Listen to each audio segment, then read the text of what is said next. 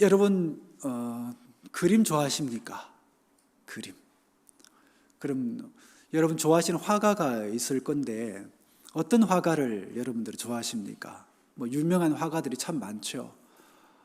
저는 밀레라는 화가를 좋아하는데 이 사람이 뭐 너무 유명하기 때문에 여러분 다들 아실 겁니다.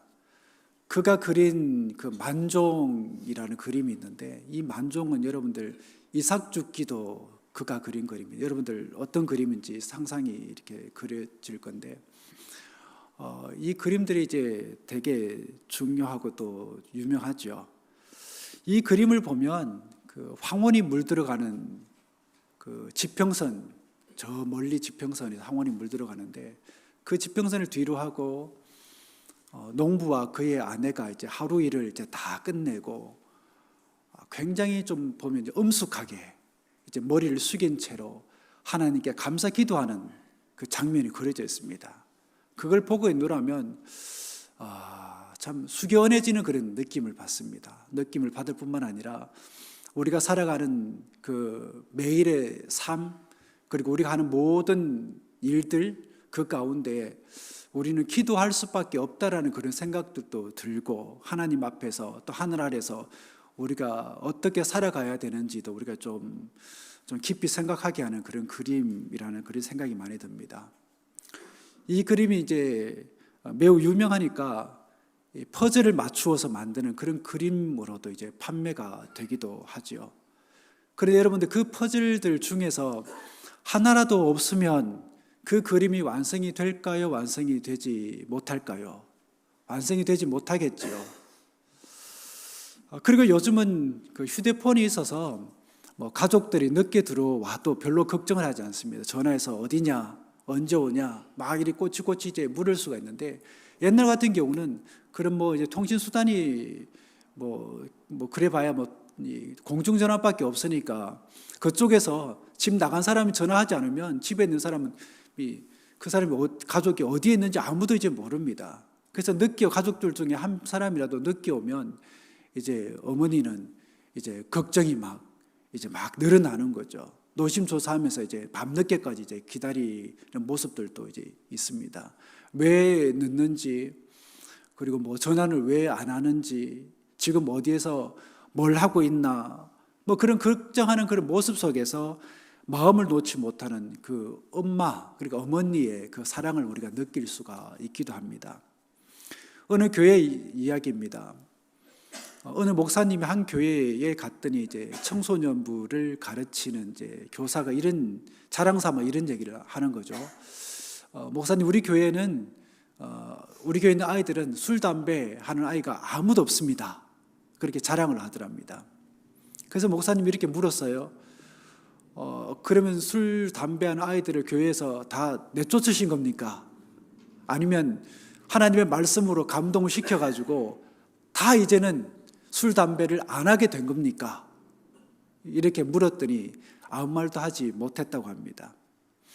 여러분, 건강한 교회는 어떤 교회일까요? 여러분이 생각하시는 건강한 교회는 어떤 교회입니까? 누구든 올 수 있는 교회가 건강한 교회가 아닐까 생각합니다. 그러니까 부자만 올 수 있는 것도 아니고 가난한 사람만 오는 것도 아닌 누구나 이제 마음 편하게 올 수 있는 그런 곳이 바로 교회라는 겁니다.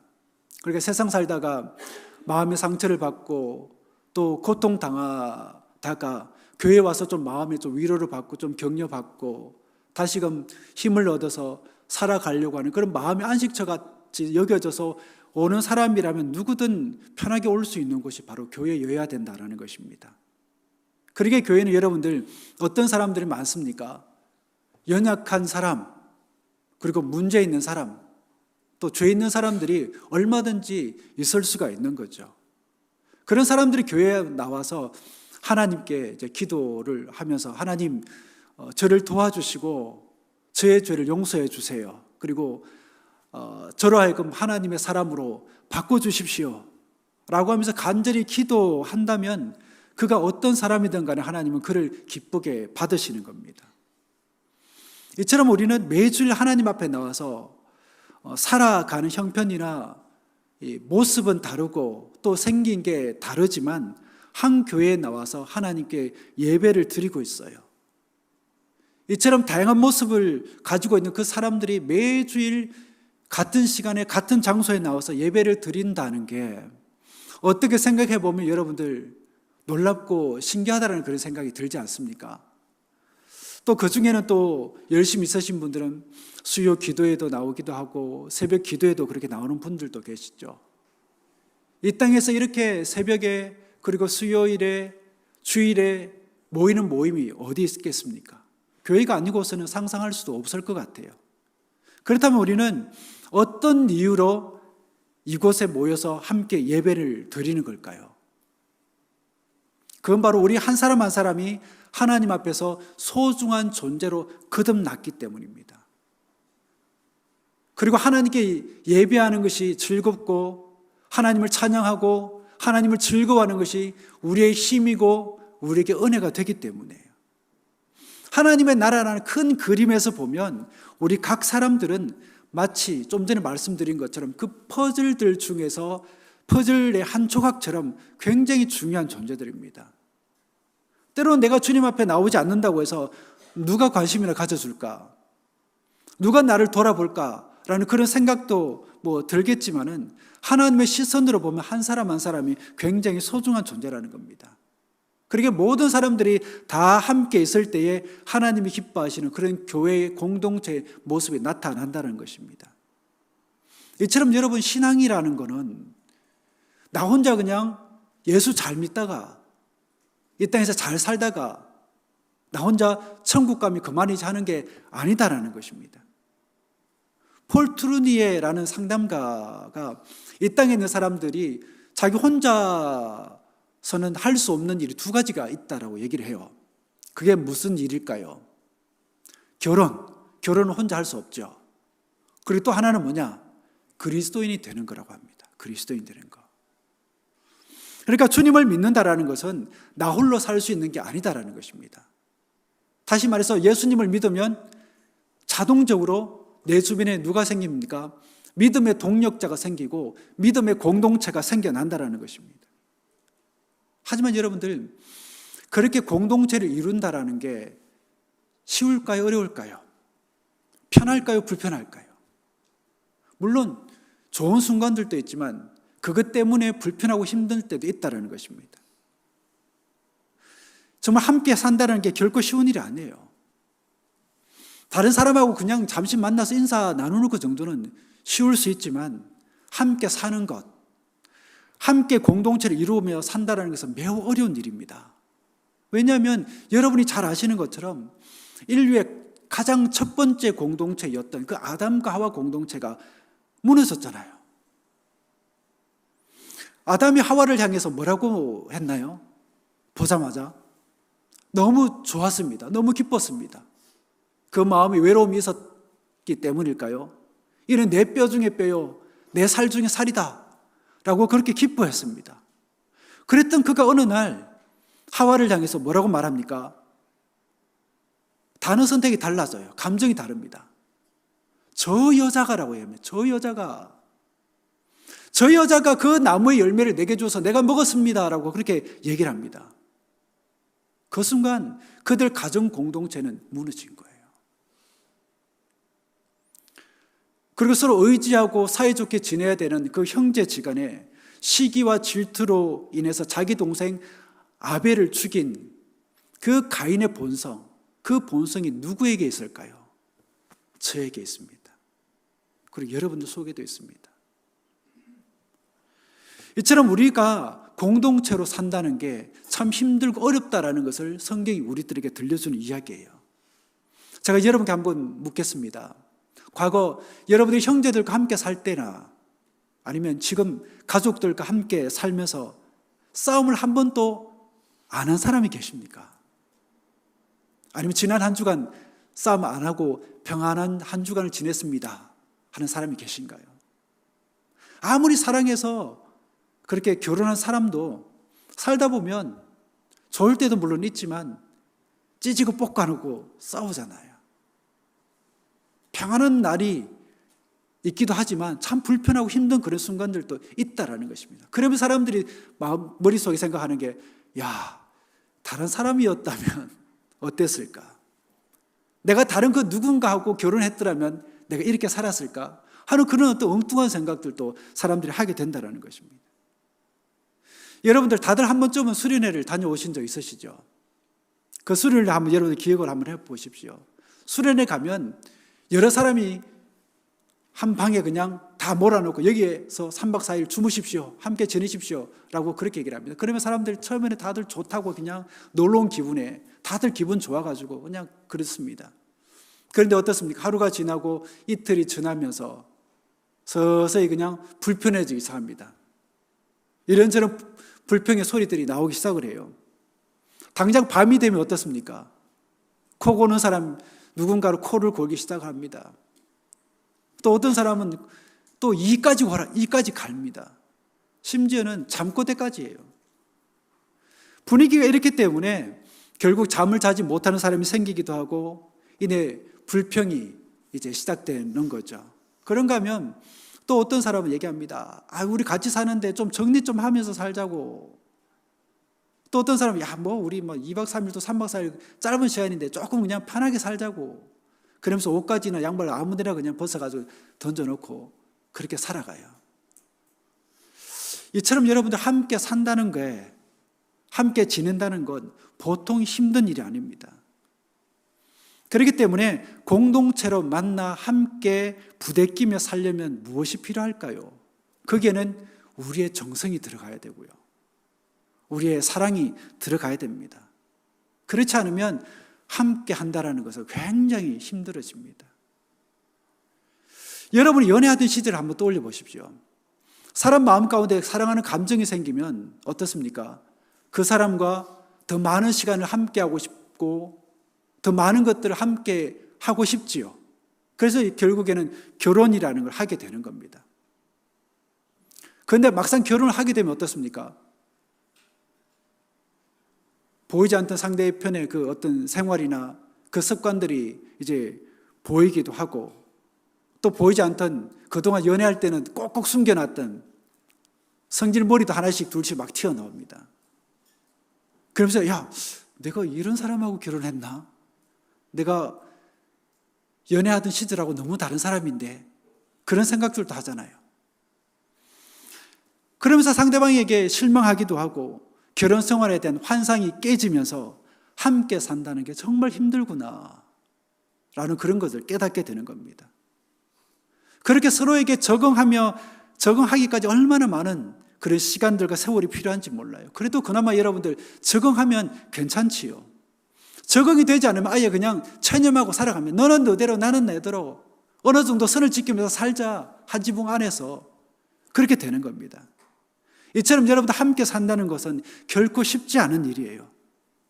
그럼에도 불구하고 하나님이 우리에게 뭐라고 얘기하십니까? 뭐라고 말씀하시죠? 함께 살라. 함께 살라. 이걸 얘기를 합니다. 왜냐하면 공동체가 중요하기 때문이고 함께 사는 게 믿음의 핵심이기 때문에 그렇습니다.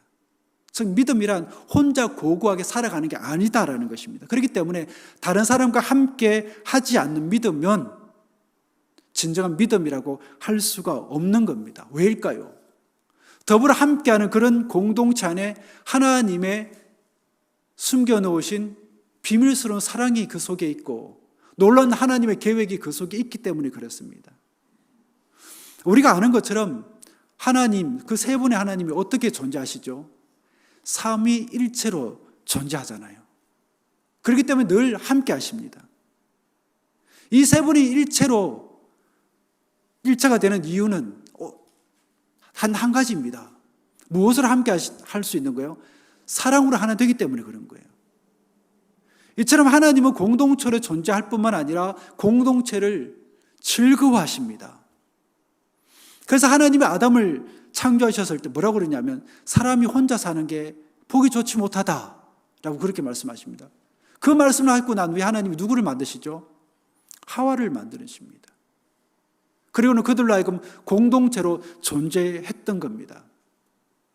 또 하나님은 아브라함과 이삭과 야곱을 통해서 이스라엘이라는 민족 공동체를 세우셨습니다. 그리고 그 공동체를 통해서 이 땅에 누구를 보내셨습니까? 주님을 보내셨습니다.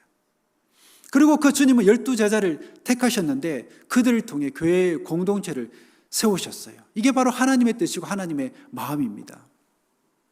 그런데 오늘 우리 본문을 보면서 사도 바울이 이 교회를 뭐라고 얘기를 합니까? 비유가 아니라 실제로 그리스도의 몸이라고 그렇게 설명을 하고 있어요. 그리스도의 몸.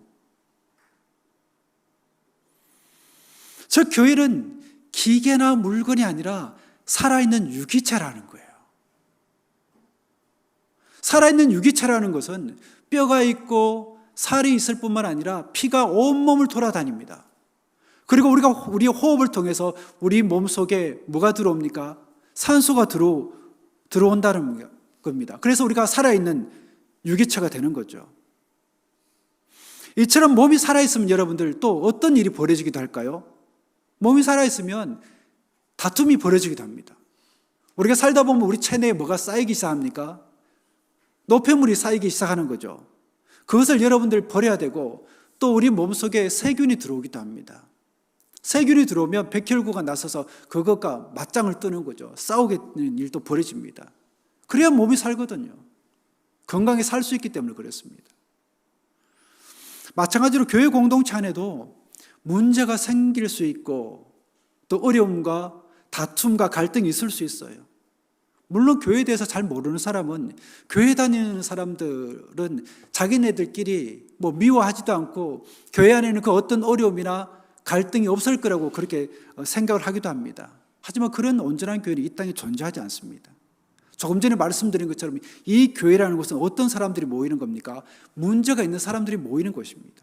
그렇기 때문에 어떤 때는 본의 아니게 말실수를 하기도 하고 자기 속에 있는 그 나쁜 감정들을 드러내는 바람에 내 주변에 있는 사람들의 마음에 상처를 주기도 하는 거죠. 그럼에도 불구하고 하나님 우리에게 뭐라고 얘기합니까? 모이라. 너희들이 예수 그리스도로 말미암아 내 앞에 선 의인 된 자들이 아니냐. 그러니 예수 그리스도 아니라 그 울타리 안에서 모이라고 그렇게 하나님께서 말씀하시는 겁니다. 그럼 모여서 뭘 하는 겁니까?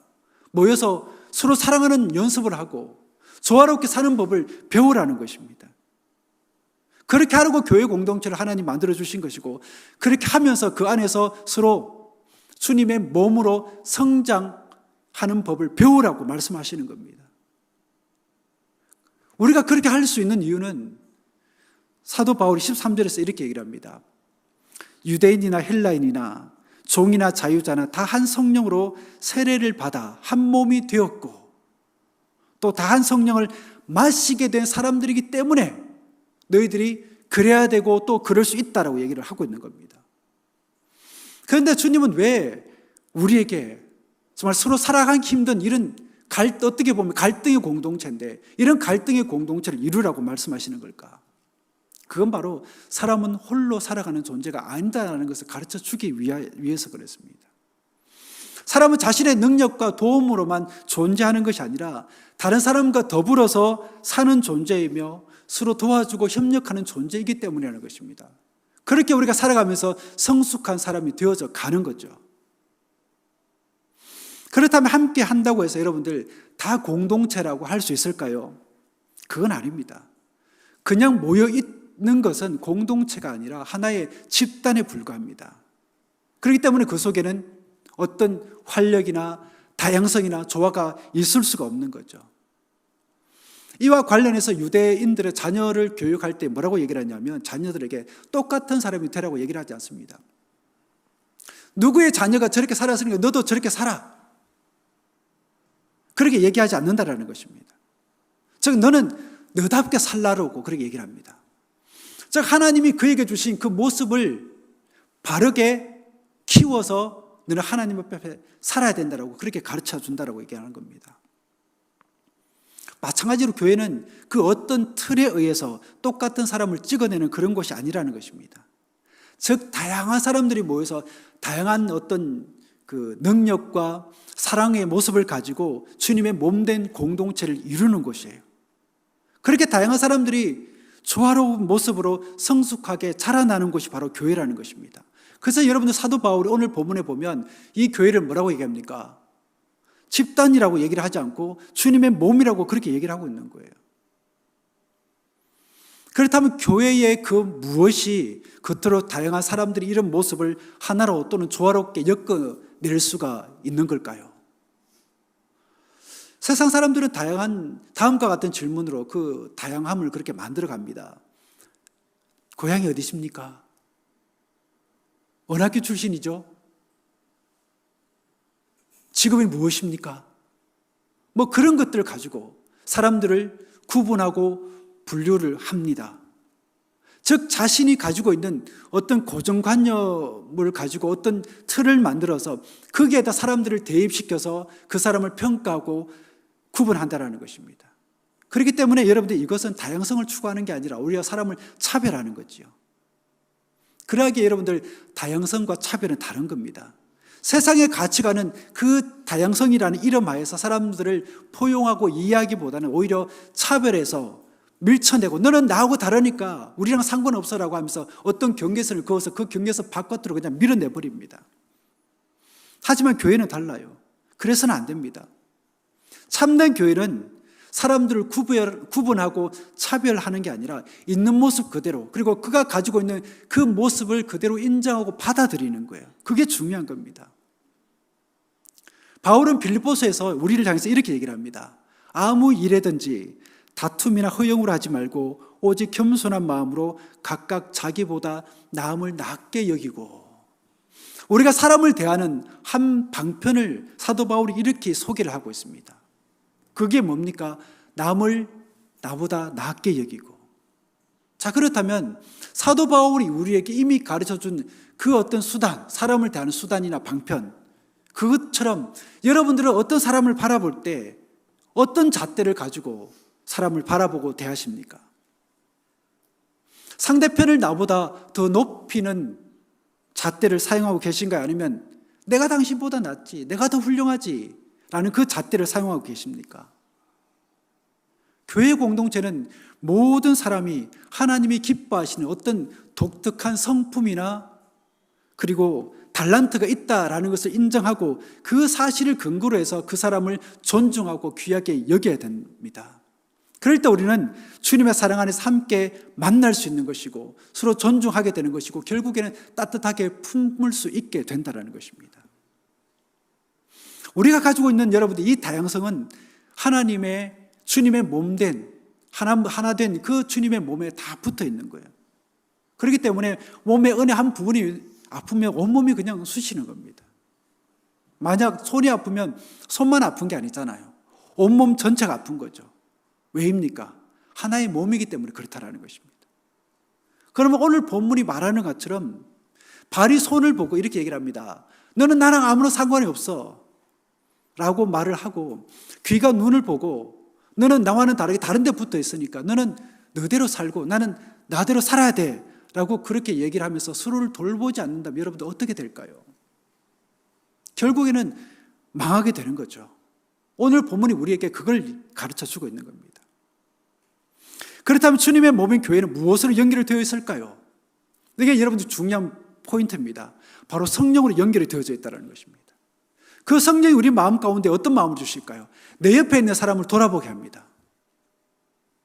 옆에 있는 사람을 돌아보게 해서 그 사람을 향해서 긍휼히 여기는 마음을 성령이 주고 사랑하는 마음을 주셔서 그 사람을 품게 해주시는 거예요.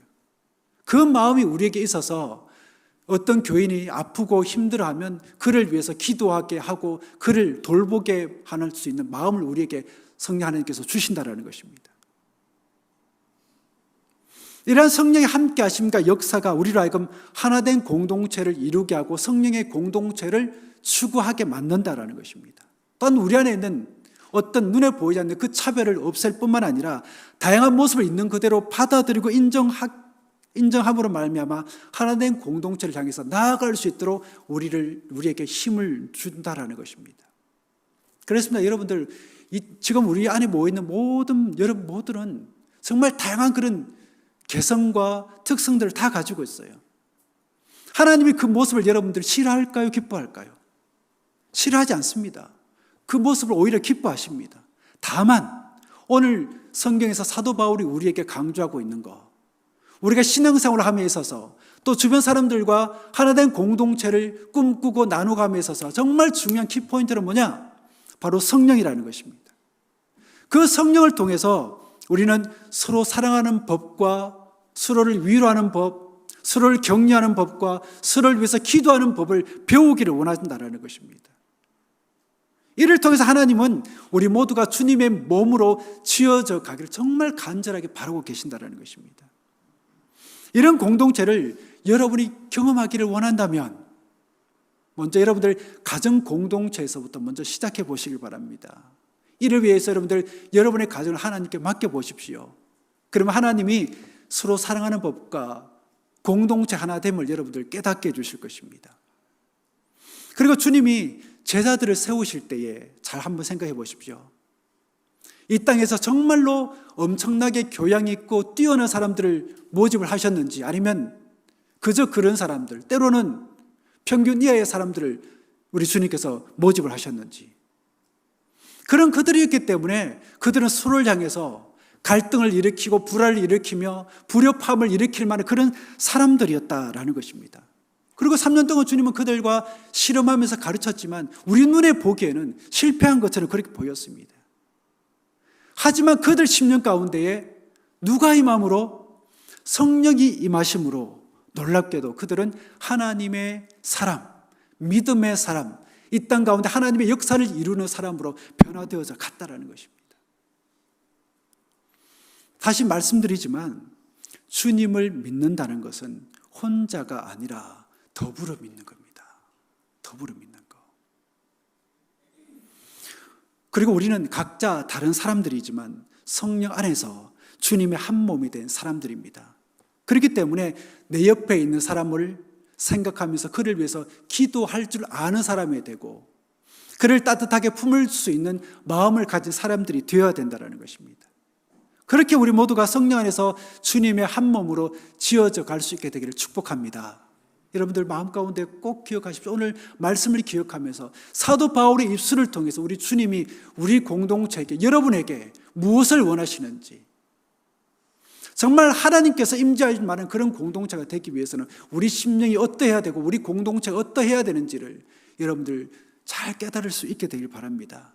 그게 바로 여러분을 향한, 우리를 향한 주님의 뜻인 줄 알고 그런 마음을 가진 자, 그런 말과 생각과 행동을 하는 사람이 되기 위해서 하나님께 기도하고 그 일에 헌신된 우리 모두가 되실 수 있게 되기를 축복합니다. 기도하겠습니다. 우리 모두를 한 주님과 한 믿음 안에 모이게 하시고 함께 지어져 가는 공동체로 삼으시니 감사드립니다. 이것이 우리를 향한 주님의 뜻이고 소망이라는 것을 깨닫고 이를 향하여 마음을 쏟고 헌신하는 우리가 되기를 원합니다.